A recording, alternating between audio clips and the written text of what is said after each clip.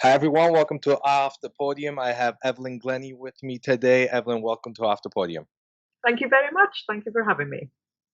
In researching about you and looking at your career, one thing I noticed, well, the first thing I noticed that's recent is your podcast. So tell me a little bit about your podcast. Well, it's a new venture, and I was just really intrigued to find out a little bit more about people in different disciplines and what listening means to them, how their listening has changed during the course of their lives, and so on. I mean, I'm not really hostage to that in particular, but it's just almost the theme that I suppose is the spine of the conversation or the trunk of the conversation. And so, I was able to, think about the people being asked. So a lot of them are coming from the comedian line of entertainment, or to musicians, of course, to various entertainers, to the medical profession, to historians, and so on and so forth. Obviously, that has come to a standstill at the moment because, of course, I was very keen to do this face to face, and for them to come and visit the base that I have here in Cambridgeshire in the UK, and to see the instruments, how they react to the instruments, even if they're non-musicians, and that's always very intriguing, actually. So yeah, it's been a really, really interesting experience, and I hope we can start them off, again pretty soon. And I've been doing the podcast for a while now, my own podcast, Mhm. and I do these mostly virtually, so not much has changed for me. But I'm happy to see that you're doing yours, and I had a chance to watch a couple of the episodes. So one thing I noticed, and you talked about your instruments, you have like 2,000 or some instruments. How did that come about, and how did you start collecting your instruments? Well, basically, I remember when I was 12 years old and when I started percussion at school, and my percussion teacher said, well, you're going to need a pair of drumsticks. And so, of course, I went home, asked my parents, oh, apparently my percussion teacher says I need a pair of drumsticks. And, would it be possible to buy me a pair? So, which they did. And then a week or so later, my teacher then said, "Well, you're going to need a pair of xylophone sticks." And so, of course, I went home. Oh, I need a pair of xylophone sticks, and then a pair of timpani sticks, and it just went on and on. And my parents suddenly were, the penny was beginning to drop with them, thinking, "Now, when is this going to end?" And I remember actually my mum saying, "Well, can't you use the snare drumsticks also on a xylophone? Can we not kind of get the most out of them?" So, and I suppose in a way that was the start of collecting. And then once I was earning my own money, I was thinking what I'd like to buy. And of course, even to buy a set of triangle sticks, or a nice triangle, a good useful triangle, or a really good tambourine or something. I mean, that costs money. And I've always been brought up thinking, well, look after your things. If you look after them, then they'll look after you. And I think that's been true. And I've just always found percussion to be very beautiful to look at, to handle, sound wise, and all sorts of things. They're just so pleasing in so many ways. They're like bits of art. And so one thing led to another. And then once I started traveling to different places throughout the world, it was a chance to meet instrument makers, to visit other percussion shops and drum stores and see what else was there, all sorts of things like that, and meet other players to see what they were playing on, and you realize that crumbs, this was really a never ending journey, and I'm still interested in adding to the collection. Yeah. And you spoke a little bit about your teacher, your first teacher, and you also had your teacher go to the Polar Music Prize with you.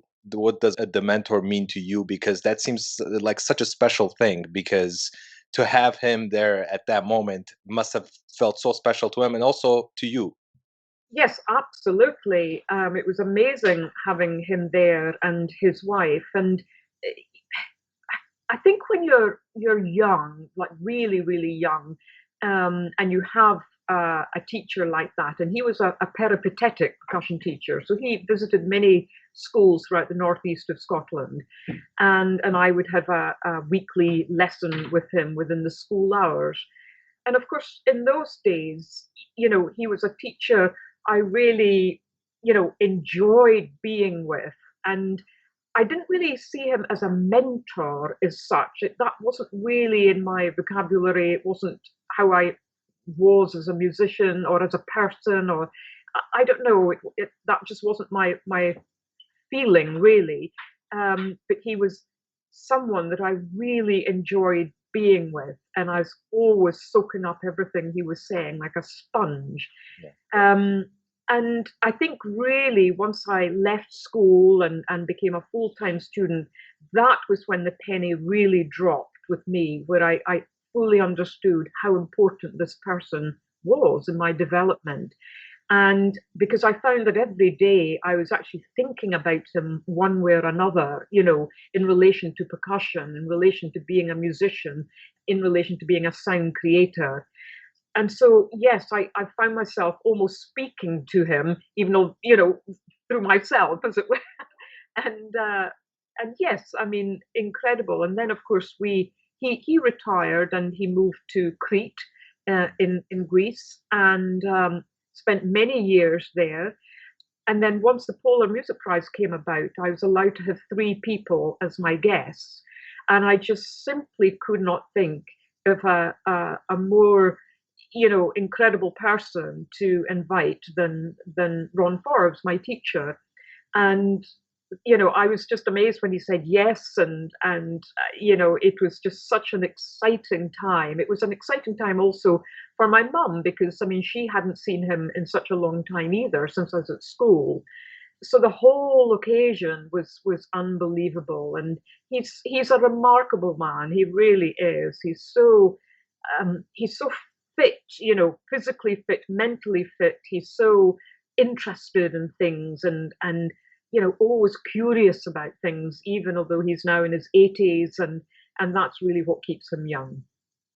There are many moments in your career that are inspirational to many young people and also people of your generation. But two things that come to mind, at least for me. One is that from a young age, you wanted to put the percussion instruments to the same level as a violin soloist or a piano soloist. So that was very inspirational. And I want you to talk a little bit about that, but also a little bit about your journey to the Royal Academy of Music, which was probably another big moment in your life as well.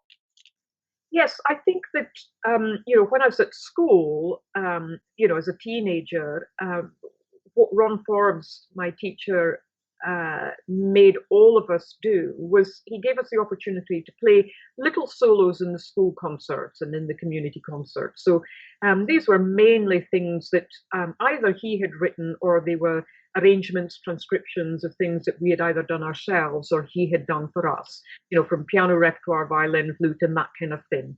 So we had this chance of playing these little solos. And of course, I went through my school years thinking that, well, that's normal. That's there, I just assumed there were lots of soloists, percussion soloists out there, because it was so normal for us to do this.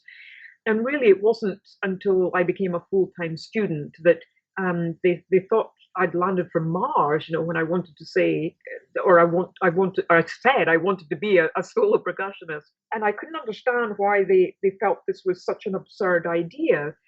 Because I'd already been doing it along with all of my friends at school.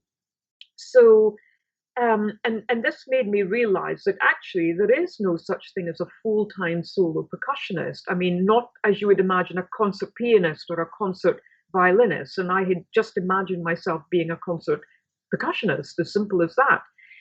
And so basically, I went through my student years at the Royal Academy, so 3 years there, where I was literally, and I mean literally, on my own, trying to work out, what am I going to play? How do I construct a program? No one, I had no guidance whatsoever regarding the solo repertoire. My teacher was not at all interested in that. And bear in mind, this is not Ron Forbes. This is now the teacher at the Academy. It was all orchestral based, Yeah. which obviously I was very grateful for, because we had some amazing festivals there of new music where composers like Lutoslawski or Penderecki or Michael Tippett or lots of big name composers came to the academy, and we would work with them on their orchestral scores, and that was amazing. But in my heart of hearts, I knew, I didn't want to be a member of the orchestra. So there was an awful lot of things that I just had to work out and plow through and experiment with and see what was going to happen. And that's kind of what I did, really. So it was a combination of trying to find actual repertoire written for percussion, and also realizing that, well, actually, it's quite hard to get hold of, and there's not that much of it, Yeah. certainly not enough to sustain a career. And that was when I decided that I have to collaborate with composers and get some pieces written for the instruments. So that was really the beginning. The journey into the academy was interesting because, well, first of all, I left school at 16, and normally people would leave when they're 18. And so I was warned, by Ron Forbes and indeed the classroom music teacher, not to be disappointed if I didn't get in, because, you've still got time, as it were, to try again. But this would give you experience to see how an audition happens. However, I went down and I thought I did okay, actually. I thought I did as well as I possibly could. And the panel seemed quite happy. And so I then, left the room and I took the train home.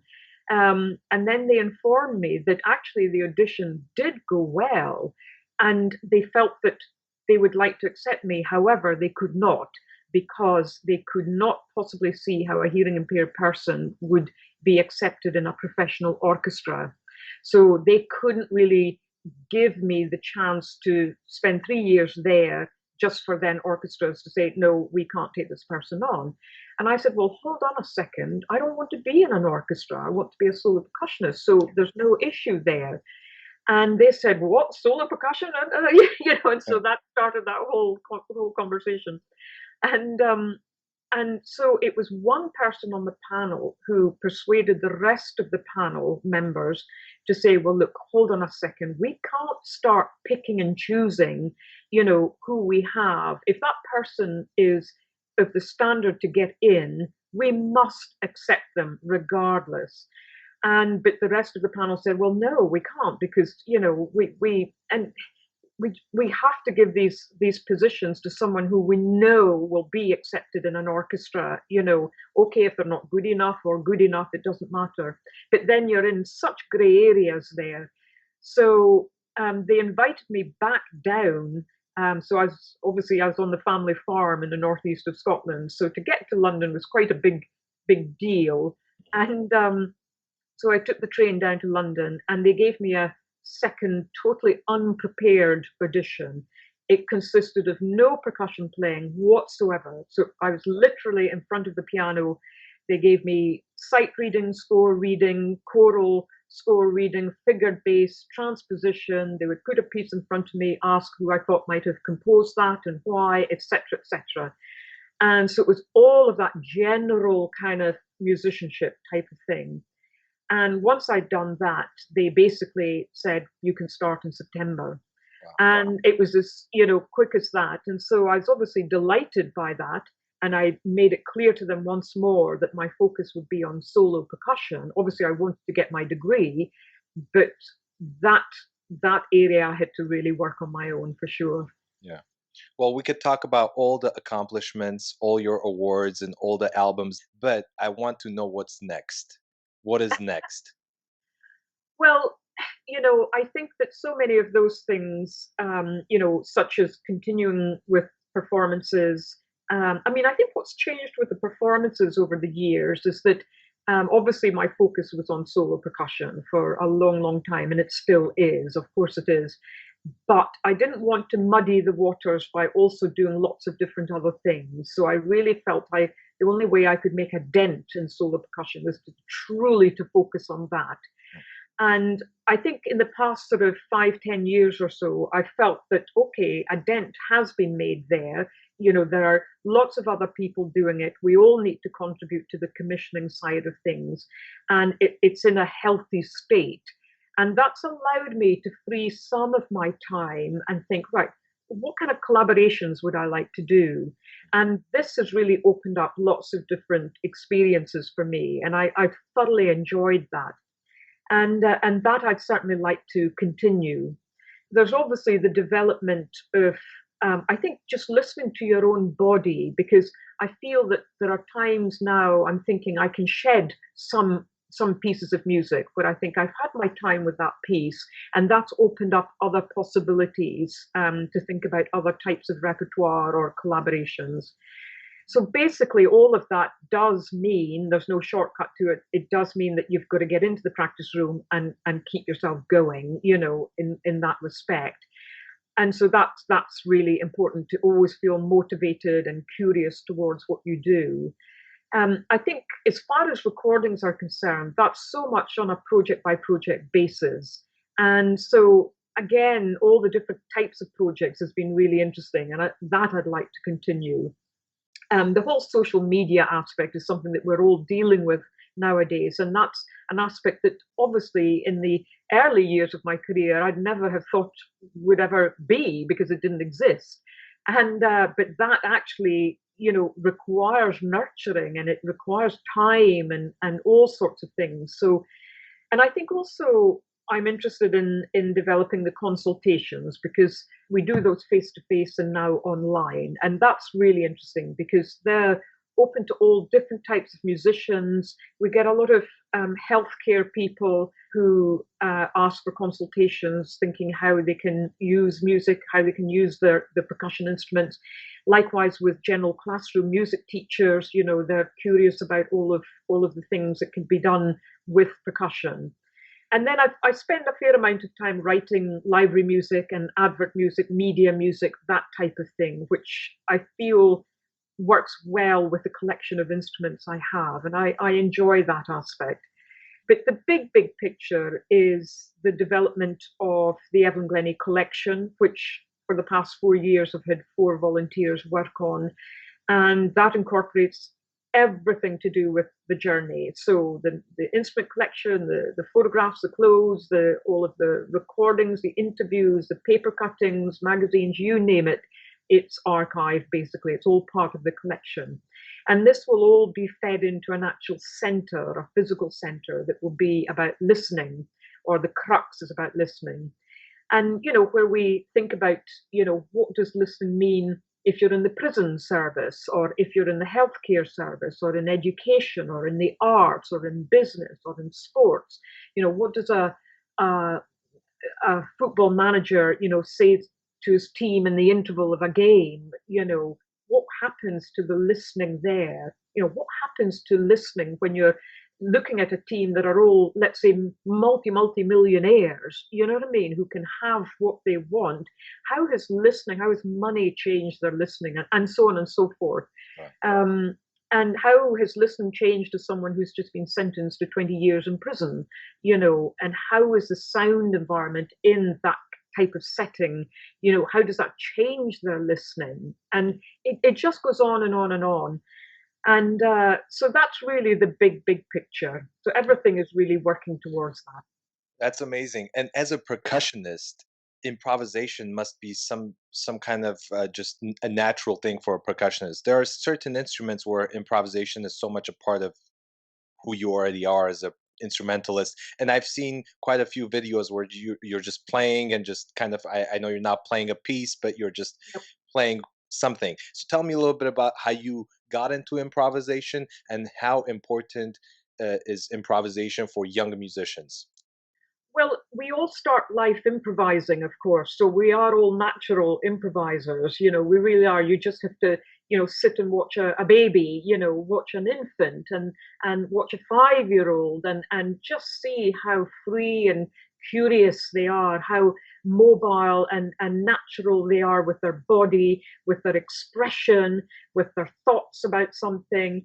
They're just natural improvisers. So we all start life in that way. and somehow we are obviously then put into some sort of structure. And I think for me, I've always liked creating sound. I mean, I remember as a young person, young girl on the farm, and I would race around on my tricycle, and I'd have these old sort of, they weren't cigar tins, but they were tins of something or another, and I would put stones in them, and then I'd put, sand in them, and then I'd put, different types of things, peppercorns in them, and I just have them in my pockets, and then I take one out and I just shake it around, and maybe try and scare the cattle or the hens or something. And but I love collecting those types of things and mixing and matching and being a little bit creative like that. So I think I've always had that streak in me. And as I say, I think improvisation is absolutely crucial for any musician to really, try to hold on to, because we've always been that, and but just somehow we begin to lose that. And when we think of the great composers, of the classical era, or of the Baroque era, they were great improvisers. So I think it's a way also to get to know yourself. Because when I do these little improvisations for social media, it's, I'm not asking people to take these seriously or to think that, this is some sort of statement or other. It's simply, well, hold on a second. This is just a moment in time of exploration. Simple as that.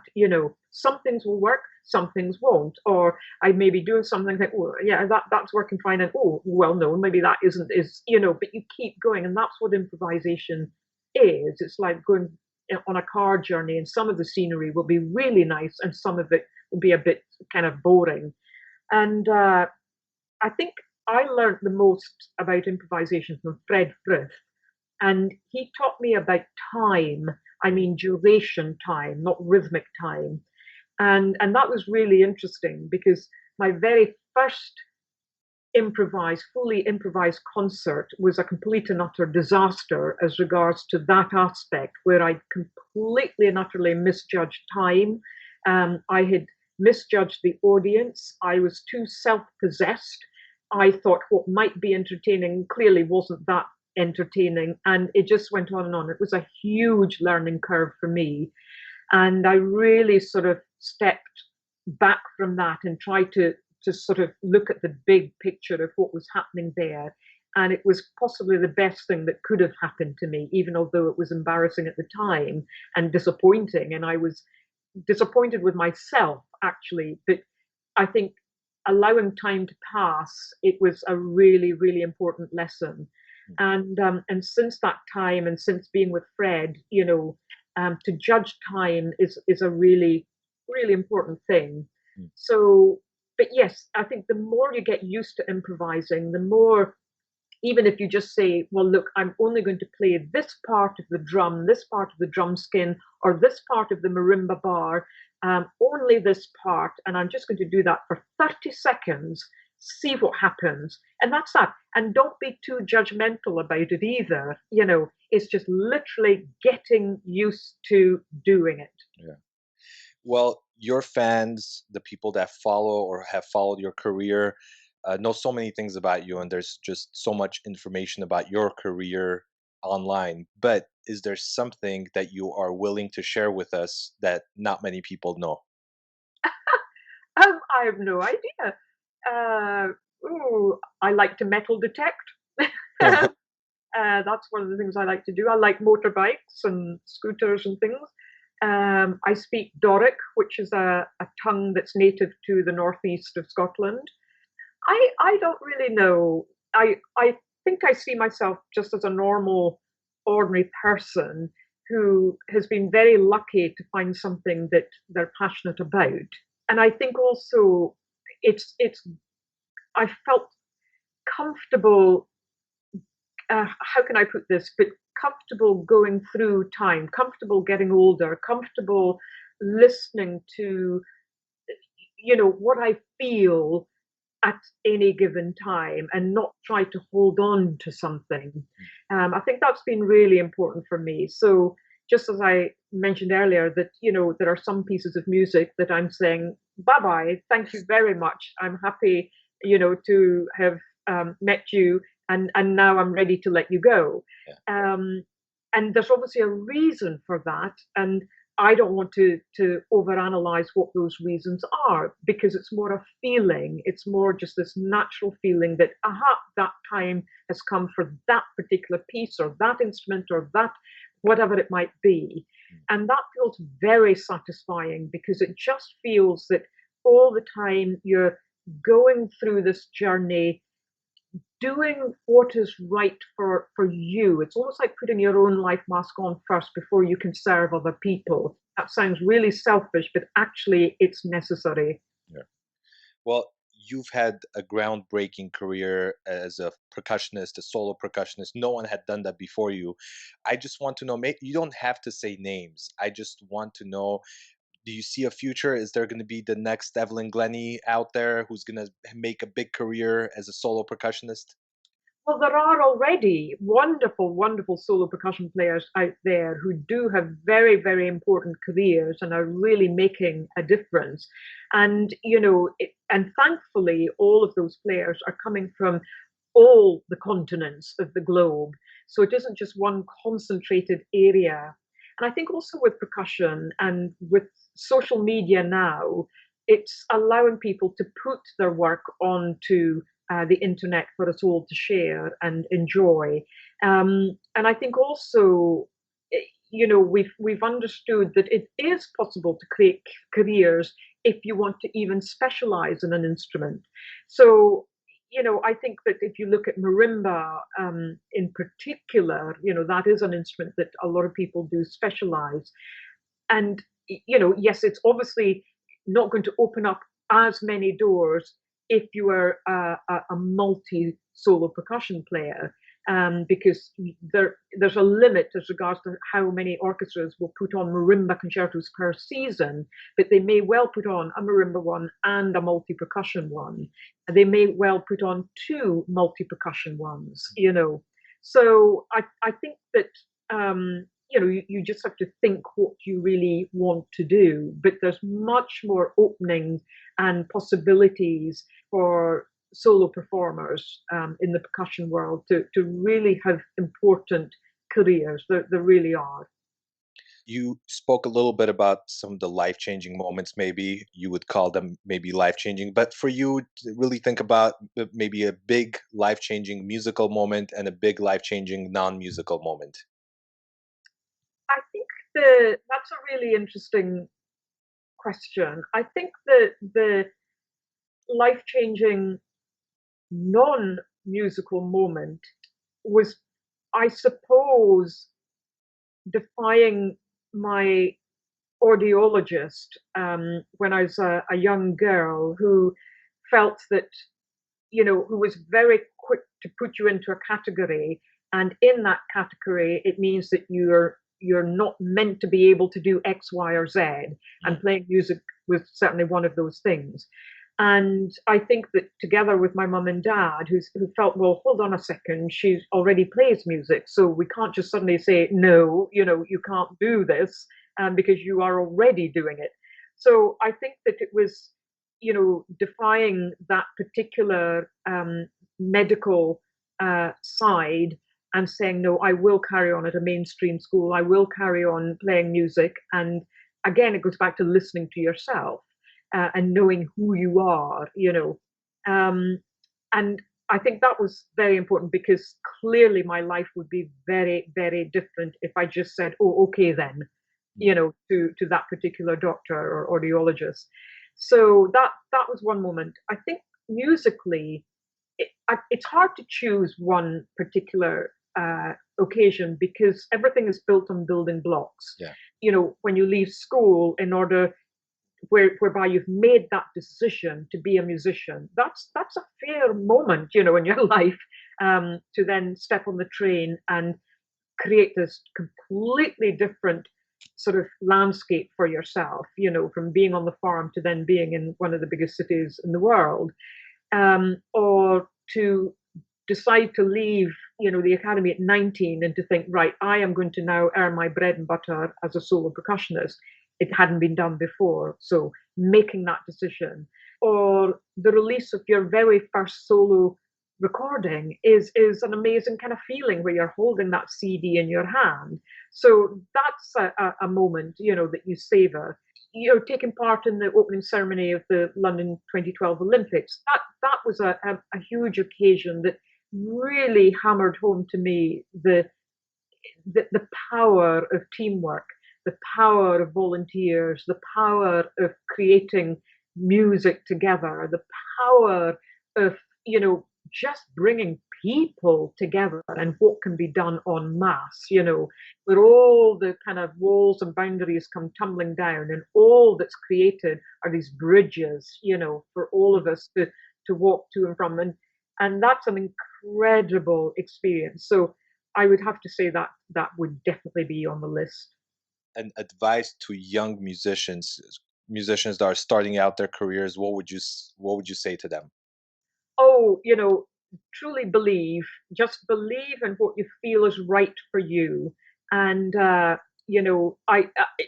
isn't a single person on this planet who has never made a mistake, or who has never had disappointments and frustrations and all of that sort of thing. And that is going to be in the bag for you. And it's going to be in the bag for me, as well. That is just life. That's a natural thing to happen, and it has to happen. So knowing that there'll be lots of those occasions, it's really treating them as real, learning curves, real kind of opportunities to think and to step back and think, right, okay, well, that didn't quite go as planned. So it really just means that you can pause a little bit.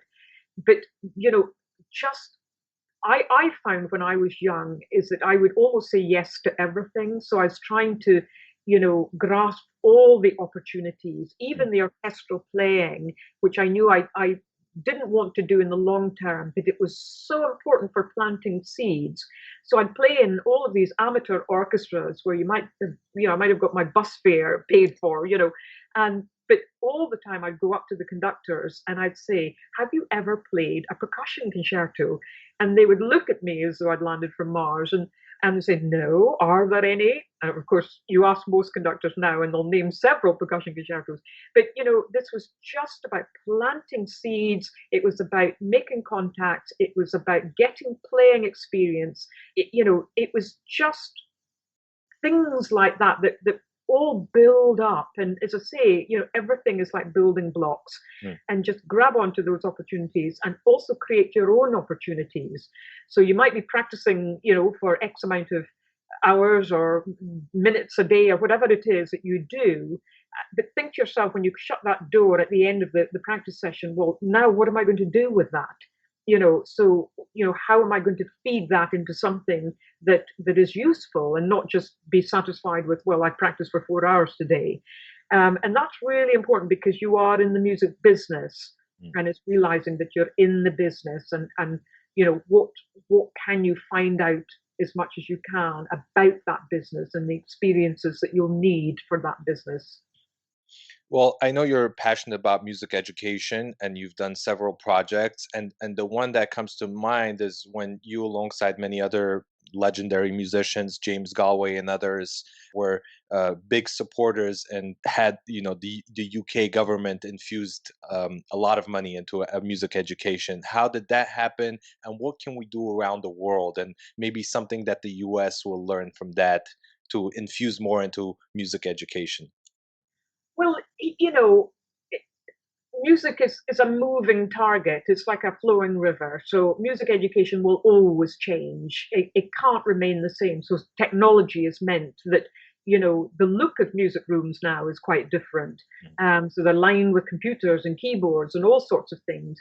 And although we think one aspect could be doomy and gloomy and, all of that kind of thing, there are so many other positives that are coming about. So, technology has meant that more young people can be involved in sound design.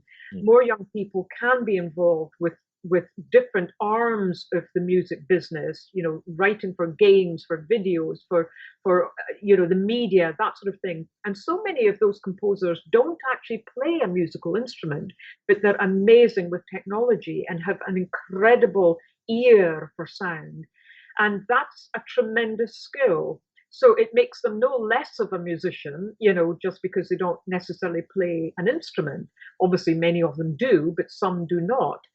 And I think that's absolutely fine. So although a lot of schools do not have orchestras or bands and things like that as we used to have, certainly when I was growing up, it likewise we did not have a lot of sound designers, for example, and you sort of regarded musicians as being people who played musical instruments. So yes, there has been a change, but I think as long as we can keep that sense of creativity and knowing that music is there in all different levels, so we have such and have had such a great amateur scene in this country, partly because the UK is made up of the British Isles, as you know. So we've got Scotland, England, Wales, Ireland, and so on, or Northern Ireland, and within those territories, you've got these mini territories that has extraordinary history in traditional music and in language and in dance and costume and so on. So we've had this myriad of music making going on within the home. Social media has kind of changed that somewhat, so it's not such a shared experience anymore. But I think that what is important is linking music to so many different other subjects and not just seeing it as an isolated island. And that kind of generated one of the projects I was involved with called Sounds of Science. And it was looking back at 1,000 years worth of man developed sound. So the sound of stone tool making. So literally, clanging two stones together and so on. And then what did that lead to? The sound of fire, the discovery of fire, So we often look at history through pictures or through the spoken word or the written word, but not through sound, that oral history, as it were. And so that, if you ask, a youngster, what does a typewriter sound like? They may not necessarily know, or what is the sound of the very first computer? That's a historic sound now, or the sound of the steam engine or penicillin, the sound of a silent movie, the sound of the first BBC broadcast, what was said, the sound of the first telephone, and so on and so forth. And that opens up a whole new, kind of connection there. So you're dealing with physics, you're dealing with history, you're dealing with sound making, you're dealing with time, historic time, you're dealing with inventions and so on, materials, and what one thing led to another, and why was that the case. And so that's all really interesting. And you don't have to be only a musician in order to feed into that kind of project. And I think that's what I find really curious.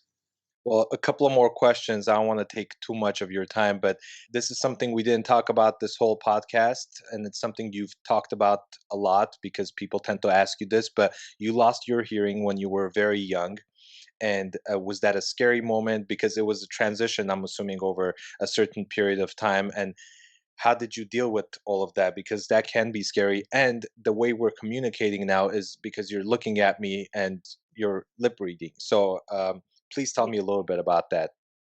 Yes, and that's the great thing about technology, because I remember when I was a youngster and as a student in London, I could not live on my own because in those days we did not have the computers, and any communication with my family, for example, had to be done by a written letter, basically, and put in a postbox, and then they wait a few days for it to arrive.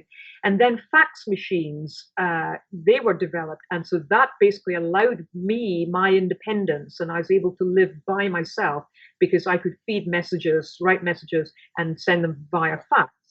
And then, of course, email came about, which was terrific. And then things like Skype and all sorts of visual aids. So, yes, it is amazing. And you've got a nice trimmed beard, so I can actually see your lips, which is great. um, but I think that for me, when I was losing my hearing, it was so gradual over a number of years. And it gave me time, and I was of the age, I was age 8 when all this happened, that it gave me time to to just naturally change my ways. So I wasn't realizing that I was actually losing my hearing, first of all. And then it was really through very sore ears and then gradually missing what people were saying and really, finding it difficult in a group at school and things like that, that I realized that things were just not quite shaping up as they should be. However, without realizing it, I was looking at people more. I was looking at their faces more when they were speaking. All sorts of things were just gradually and naturally changing. And then when I was kitted out with hearing aids at the age of 10, my mum and I would watch two programs on television on a Sunday that were specifically to do with lip reading. And we would watch the programs and then we would go to a mirror and we would practice basically what the programs were about. And so that was very helpful. And then I sort of become more confident, I suppose, to be back into groups, to be in situations that I was very uncomfortable with. So I was finding myself withdrawing, I suppose, from people because it was jolly hard work. But then gradually, I began to feel I can be with people more, and that was good. Then I got to the point where I hadn't understood how sound worked, so I felt that you still needed to hear things through the ears. And when I was playing music, the sound was just like this barrage, just a wave of sound that I couldn't distinguish at all. And of course, with percussion, this was with all the different frequencies and attacks was very, very painful indeed. And I was losing my balance and sensitivity. And that was a really confusing moment. And that was the time when my teacher, Ron Forbes, said, hold on a second. He struck a timpani and he just waited. And he said, this timpani vibrates. So if the drum vibrates, do we maybe perceive that vibration, through the body? And so he asked me to place my hands on the music room wall, which I did, and he played the drum again and just said, "Can I feel that?" And I did. I mean, it was amazing. And then he changed the pitches, and gosh, I'd feel the pitches in different parts of my hand. And this for me was just a complete and utter revelation. It was just as though, wow, hold on a second, what is my body now? It's this resonating chamber. It's like a massive ear. And it helped me distribute the sound through my body rather than forcing it through the ears and trying to understand it through there. And as a result of that, I took the hearing aids off and basically found that I heard less through the ears, but much more through the body. And it made me understand that there's a beginning, a middle, and an end to sound. And it was just, it changed my life quite literally as a musician and my appreciation towards sound. I felt that then, from that point, I could control the sound, not the sound controlling me, not where I'm judgmental towards the sound, but that it has to come from inside of me out, rather than something going in me and then me trying to make sense of it for it to get out again. Everything needed to come out of me and then and I suppose that's why again improvisation is really important, because you're not looking at the printed page, you're not listening to someone else and then playing what they're doing. You are literally playing what is inside of you and you're getting it out there. And lastly, a message to your followers, to those who are listening, what to do with the current times, and what advice would you give them in this moment with everything happening in the world? Yes, it's a challenging time, but again, I will always believe things happen for a reason, and I think there will be, and there is already, but there will be a lot of positives that will come out of this in the big picture when we zoom out. I really do. I think we will have a very different appreciation towards ourselves, towards our space that we're in, towards what we feel is a priority, towards each other and how much we need each other, the importance of sharing, giving and taking. I think that it will have allowed us to really think, what we do, how we do it, and what's important in our lives.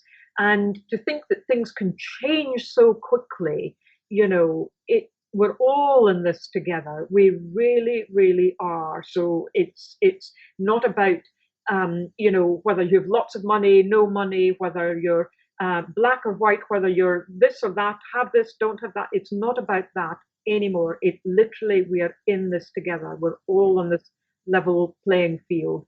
And it's a really important time to think how crucial we all are to each other. Thank you so much. It's an honor to have you on my podcast because I've had some amazing individuals who've come on my podcast. Christian McBride, Grammy award-winning jazz bassist, David Harrington of Kronos Quartet, who also had won the Polar Prize, and George Walker, iconic American composer. But the special thing about you is that you're one of the first people, well, from all my guests, that I remember actually listening to your albums, a couple of your albums, when I was in high school. And I don't know how I got them, but that just shows. And I'm not even a percussionist, but that just shows that how important and a figure you were in the world of music, where I somehow stumbled upon your album. So thank you so much for joining me. It's been Oh, an honor. thank you so much for having me. Have a beautiful day. Thank you. You too.